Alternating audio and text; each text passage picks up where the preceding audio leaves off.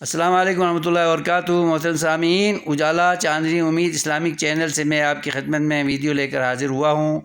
محترم سامعین، روزہ رکھ کر کوئی حجامہ نہ لگوائے اور یہ نہ سمجھے کہ میرا روزہ بحال ہے، میرا روزہ قائم ہے۔ ایسا نہیں۔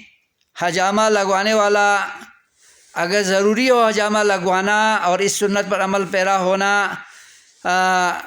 مطلوب ہو، ضروری ہو تو رات کو لگوائیں، دن میں نہ لگوائیں۔ اگر دن میں لگواتے ہیں تو مریض کے حکم میں ہے وہ روزہ کھول کر حجامہ لگوانے کے بعد کوئی مشروب، کوئی شربت، کوئی جوس، کوئی دودھ یا وٹامن وغیرہ یا کھانا پینا وغیرہ اس کو کھانے کی حاجت ہوتی ہے، اس لیے اسے روزہ کھول کر حجامہ لگوانا چاہیے اور ٹیکا روزہ کھول کر لگوانا چاہیے۔ ٹیکا لگوانے والے بھی جو ہے نا یہ نہ سمجھیں کہ ان کا روزہ بحال رہے گا، ان کا روزہ ٹوٹ گیا ہے۔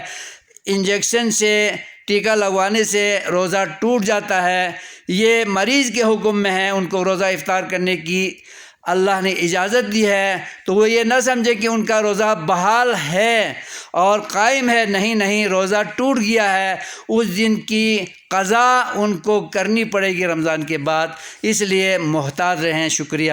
والسلام علیکم ورحمۃ اللہ وبرکاتہ۔